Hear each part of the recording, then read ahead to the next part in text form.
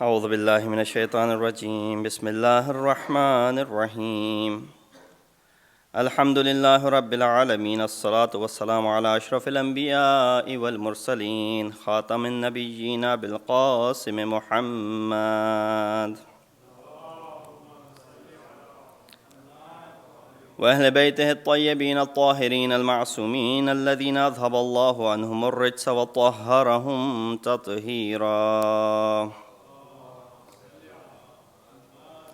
أما بعد فقد قال الله تبارك وتعالى وقوله الحق وهو أصدق القائلين بسم الله الرحمن الرحيم يا أيها الذين آمنوا اجتنبوا كثيرا من الظن إن بعض الظن إثم ولا تجسسوا ولا يغتب بعضكم بعضا أيحب أحدكم أن يأكل لحم أخيه ميتا فكرهتموه واتقوا الله إن الله تواب رحيم صدق الله العلي العظيم صلوات بيجي محمد وآل محمد.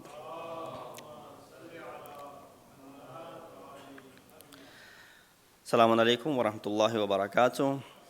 I recited this verse, which is from Surah Hujurat, verse number 12, in which Allah subhanahu wa ta'ala is addressing the mu'mineen by saying, O you who have faith, avoid suspicion. Indeed, some suspicions are sins. And do not spy on or backbite one another. Will any of you love to eat the flesh of his dead brother? You would hate it. And be wary of Allah. Indeed, Allah is all clement and all merciful.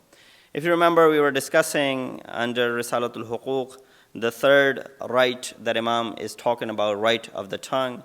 And under that, we were talking about some of the factors that corrupt the tongue. So last week, we discussed about 6 or 7 of them, the things which end up corrupting the tongue of insan. Today, keeping the time in regards, I will be very brief, and I'll only mention 1 or 2 things which end up corrupting the tongues of insan. And these are nothing new, nothing that you would not have known from before. It's just that it's a tazakkur and a reminder according to the ayat and the hadith of Ahlul Bayt, so that we take heed and we stay away from it. Because a lot of times, it's not the fact that we don't know something. We usually do know, it's just that we fail to act upon it. And that's the big problem when it comes to acceptance of the faith is on one hand, and acting upon the faith is on another hand. And that's why those who only do iqrar bil lisan, that means they accept only through the tongue, but it has not yet entered their hearts yet. So this is where we see among the things that end up corrupting the tongue is very obvious. Lying is something which corrupts the tongue. Lying is a great sin. It will result in the loss of one's honor. Many Quranic verses outline the wickedness of lying. And we see in the ahadith of Rasulullah as well that Prophet was quoted by Abu Sa'id al-Khudri. He said, Allahumma tahhir qalbi min al-nifaq wa farji min al-zina wa lisani min al-kizb. You see how the ahadith also have importance from the concept of diraya. If you look at how the other things are being discussed, or the things that are being mentioned alongside where the concept of lying is considered. Prophet said, O God, please purify my heart from hypocrisy, purify me from the acts of fornication, and purify my tongue from lying.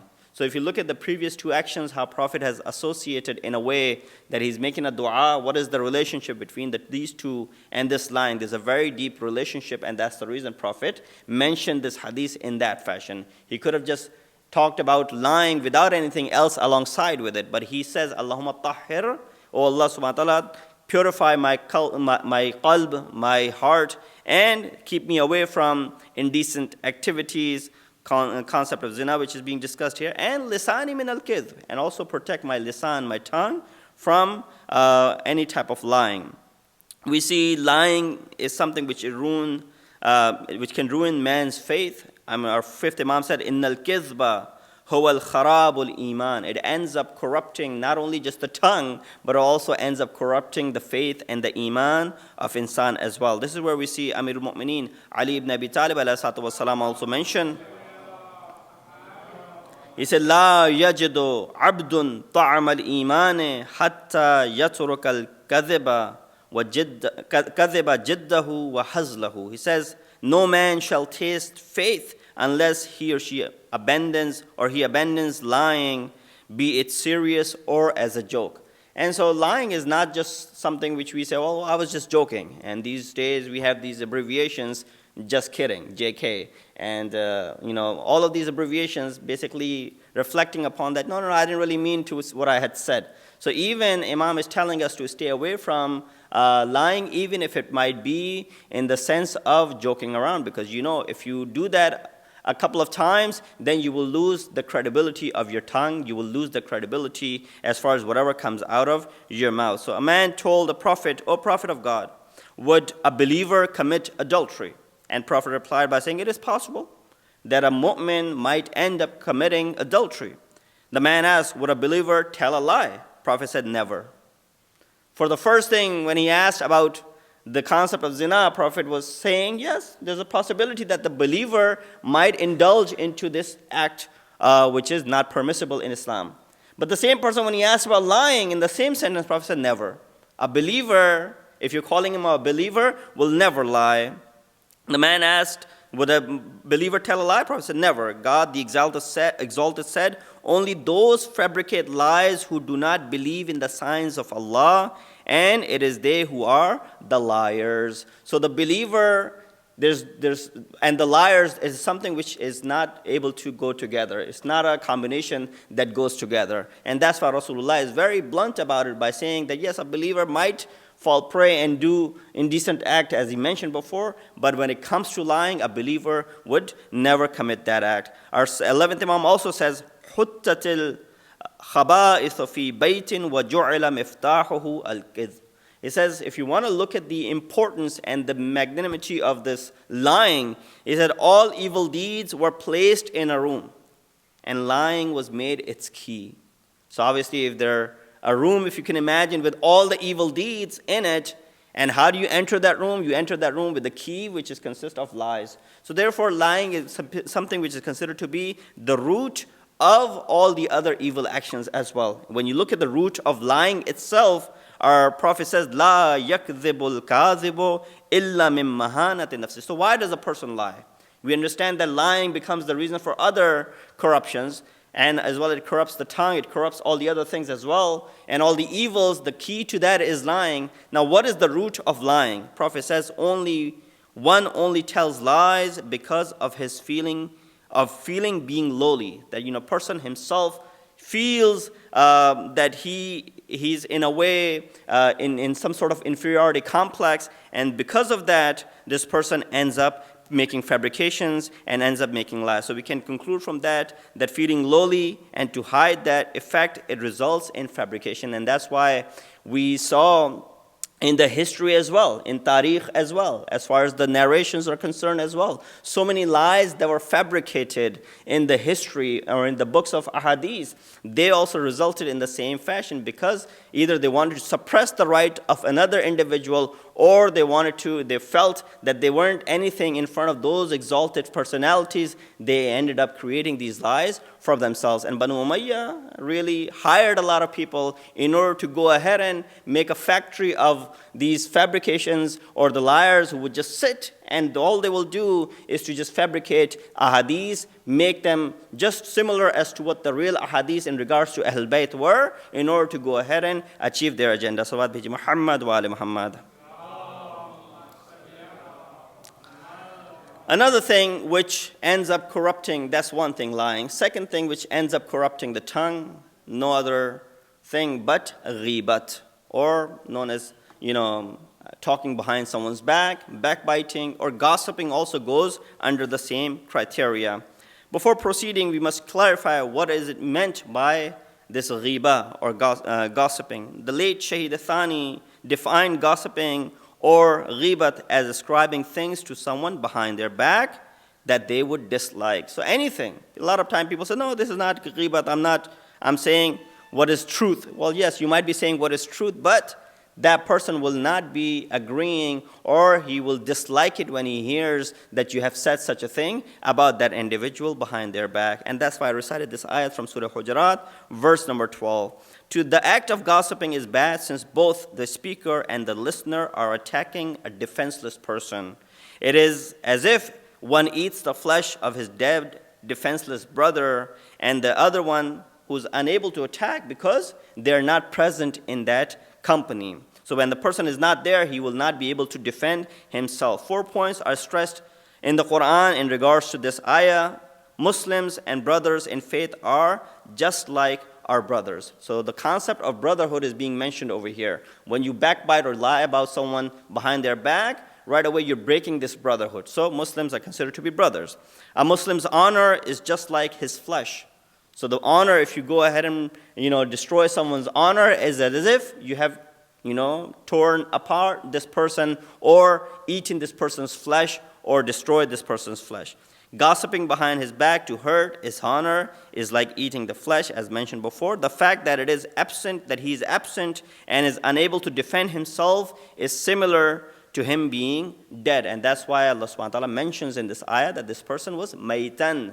He was dead. فَكَرَهْتُمُوهُ. And therefore, you dislike this action. It is not right to attack a dead, defenseless person.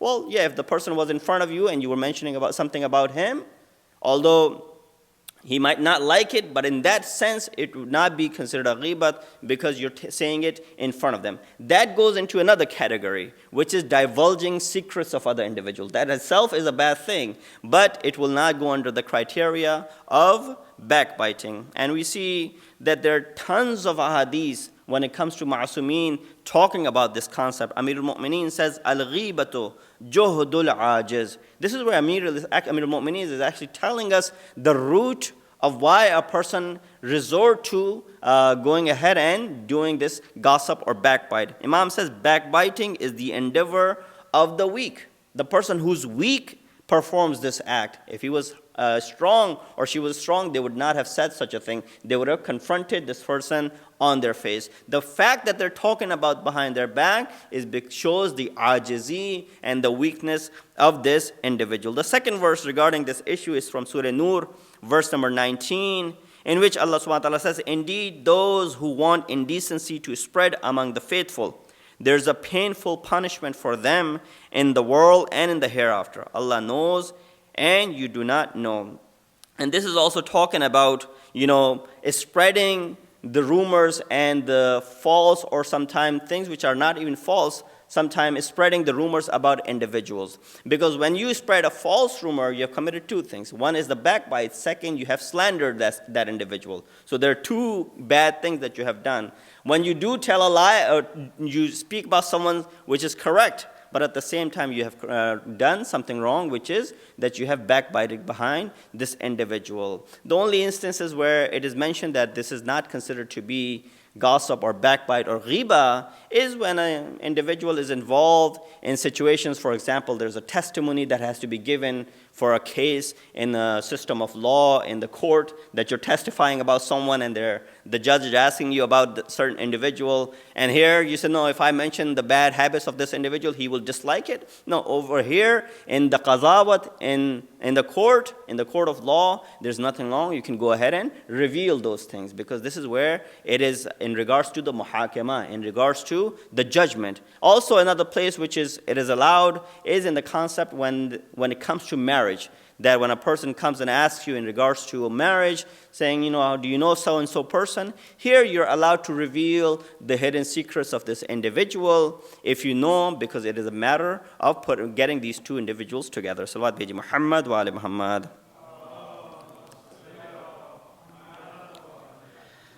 And so we see that Rasulullah also says, he says, Kullul Muslim ala al-Muslimi haramun damuhu wa ma'luhu wa irduhu. Everything of the Muslim is to be respected by Muslims, his life, his wealth, and his honor. Fayyad Kashani declared that gossiping is a cause of violation of one's honor. We see another tradition from Rasulullah in which he says, Iyyakum wal ghiba, fa inna al-ghibata ashaddu min az-zina. فإن الرجل قد يزني فيتوب الله عليه وإن صاحب الغيبة لا يغفر له حتى يغفر له صاحبه. This is a famous hadith that I'm sure you have heard before. Just a reminder, it says, avoid ghiba, since it is worse than committing adultery. Sometimes a man might make a mistake and commit adultery. Once he gets sorry and repents, Allah subhanahu wa ta'ala will also accept his repentance and forgive him. But if a person does a ghiba, his sin will not be forgiven unless the one upon whom he had done the ghibat goes ahead and forgives this individual. So this is again the concept of hubbi dhat that insan has. Hubbi dhat means that we love ourselves. We don't want any defects to be seen by anyone else. For example, if I've given this example before, that if you were to ask me that, how many good deeds that you've done today all day long. So I'll go ahead and happily mention all the good deeds that I have done all day long. But if you were to ask me how many bad deeds you have done all day long, this is where I will become a little bit offensive and, I say, no, I haven't really done anything bad, because I have this love for myself. Hubbi dhat, which exists in every single individual, that they don't want to see any defects to be revealed to any other individual. And therefore, over here is the same thing, where Rasulullah is saying that on the night of ascension, and inshallah we'll end with this, it says, مَرَرْتُ لَيْلَةَ أُسْرِيَا بِي عَلَى قَوْمٍ يَخْمِشُونَ وُجُوهَهُمْ بِأَزَافِيرِهِمْ فَقُلْتُ يَا جِبْرَائِيلَ مَنْ هَؤُلَاءِ قال هؤلاء الذين يغتاب الناس ويقعون في أعراضهم. He says, on the night of ascension, Miraj, when Rasulullah went upon, he said, I came across a group of people who were scratching their faces with their own nails, scratching their faces. I asked Jibreel about them. He said, these are the people who have done ghiba behind others' back and have caused the loss of people's honor. Because they have caused the loss of people's honor, Allah subhanahu wa ta'ala is making them go through. So there are hadiths in this regard. So if you look at when Rasulullah went to Miraj, a lot of things that he witnessed over there were the exact result of what people were doing over here. So this is where it is referred to as embodiment of the actions. Whatever people had done over here, it is being embodied over there. And therefore, we understand from this that when the hadith continues, it says, "O those who have confessed faith but do not really have faith, do not gossip or do ghibat behind Muslims' back. Do not pursue their hidden secrets. Whoever does so, God will pursue their hidden secrets. And when God does, he will disgrace him, although it may be in his own house." So we understand from this that the ghiba and lying are definitely these two elements which corrupt the tongue of insan. We see, and this is something which was also adopted in Sham as well, that right away when the caravan enters into the court and in the darbar of Yazid, this is where we see the reaction from a lot of local and outside community after seeing the osara and the captives. Right away, we see a Christian ambassador stand up and defend, saying that how can you go ahead and kill your grandson of the Prophet? Right away, a Jewish ambassador stands up and criticizes Yazid. How do you go ahead and kill someone who's so close to Rasulullah? And gave the example that we have 17 generations between us and Hazrat Musa, yet people still respect us. Hussein was only apart one generation, one wasita in between. It was only his mother who was connected. He was connected through his grandfather, Rasulullah, and you still went ahead and killed him. From within the family of Yazid, we see his daughter and then his own wife, Hind, stand up and protest against what the atrocity he had committed. Even from the community, people like Zayd ibn Arqam, who got up in the court of Yazid and criticized Yazid for what he was doing and the disrespect that he was showing. This is where we see he resorts to the old fashion, the way his father and his grandfather used to resort to those fashions as well. He starts lying. He said, no, I didn't ask them to kill Hussein. I did not want Hussein to be killed. All I had said was to go ahead and seek allegiance. La'anallahu ibn Marjana. May Allah curse Ibn Marjana, who went ahead and killed Hussein alayhi wasalam.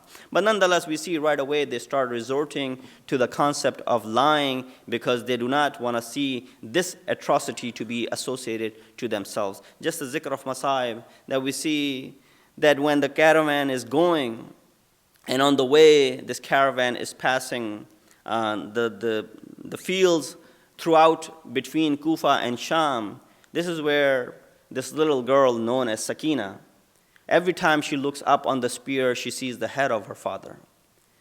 And sees the head of her father, and she starts weeping. And she starts crying. When you see a 4-year-old girl crying, regardless what the reason might be, what do? How do you treat this 4-year-old girl? You treat them with respect. You treat them with rahmat and mercy, with compassion. You do not mistreat them. And in fact, when the matter is that this little girl is crying because she can see the head of her father standing on this spear, such a big calamity for this little girl. And then, so she's crying. But what does she get in return? She doesn't get any mercy in return. She doesn't get any respect in return. Rather, she gets slapped on the face, and so hard that she falls from her sawari.